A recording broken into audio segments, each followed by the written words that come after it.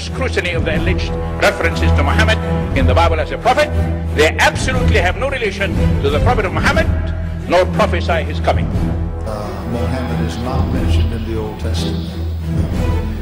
Muhammad is not mentioned anywhere from Genesis to Revelation. Muhammad is God's true messenger. That's a joke.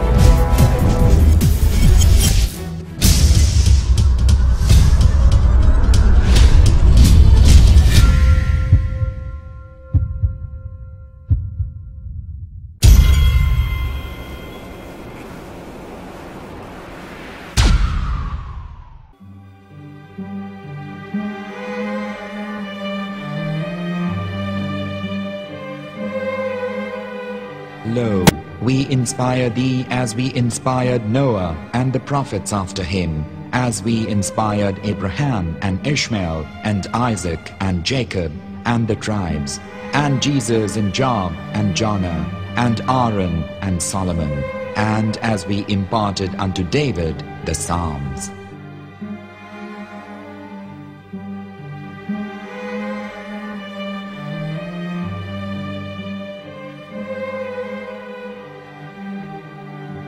The verse we've just heard is from chapter 4 of the Quran. In the verse, God is affirming to humanity that Muhammad is indeed the recipient of a divine guidance, just as Noah, Abraham, and the rest of the prophets. However, some Christians and Jews today don't believe that Muhammad was a prophet and the covenant that God made with Abraham. And since the Quran is not their book of authority, in this video I'm going to show you that the book you're holding in your hands contains the name off the seal of prophethood, the Prophet Muhammad.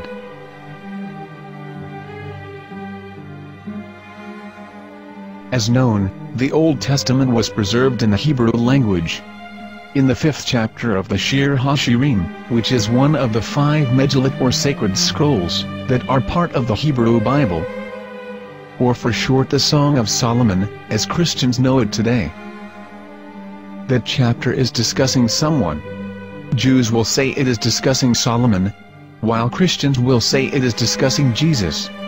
Considering this is the Songs of Solomon, it would seem logical that it is discussing Solomon. The verses, describing this mystery man, have the narrator's speech conjugated in the feminine, meaning it is a woman who is describing this man. So it is possible that it is one of Solomon's wives discussing her husband Solomon. However, Christians assert that Jesus is being discussed, and that the chapter is describing a man who was not yet alive at that point. A prophecy.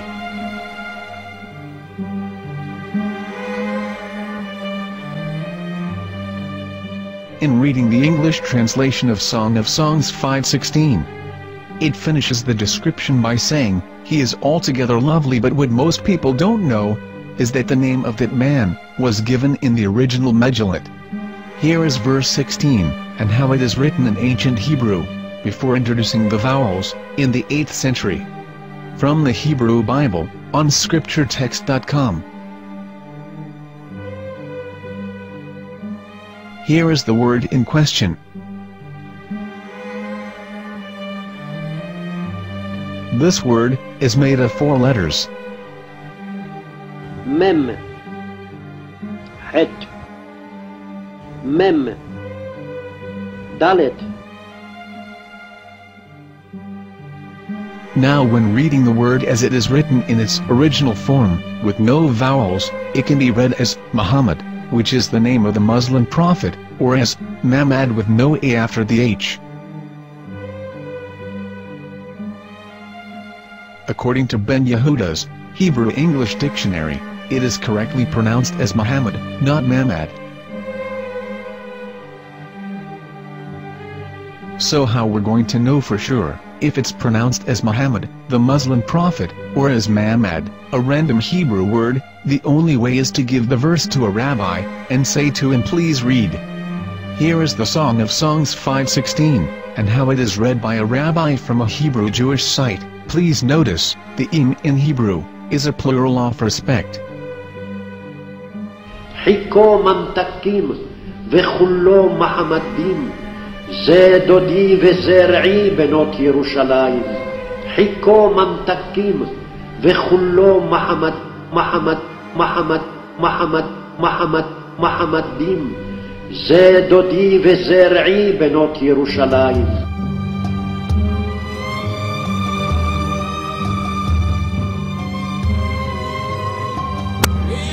Coming out from the darkness, there are no other gods but God, and Mahomet is his messenger.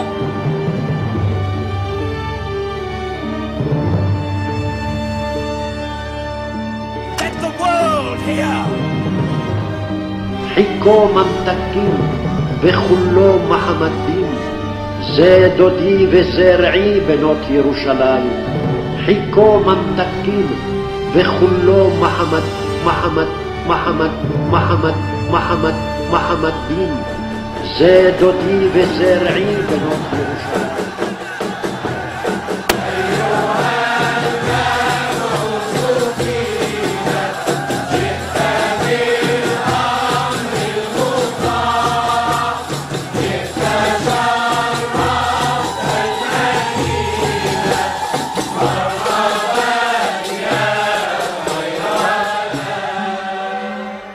Here is the famous SDL translation tool, which includes a professional human translation, as well as an online translation.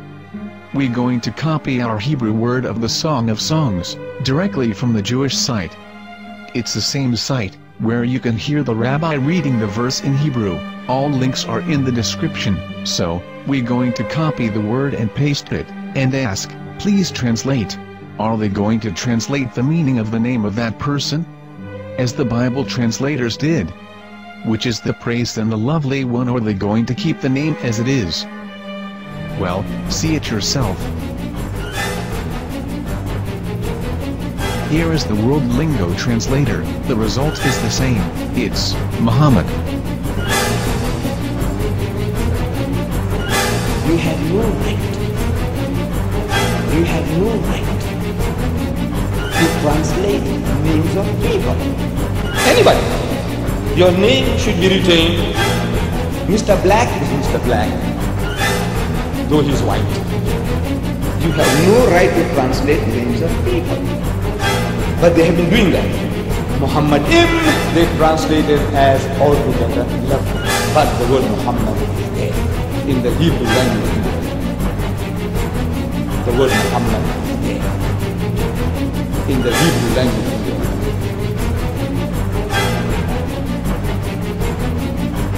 I will tell you a story from my own personal experience.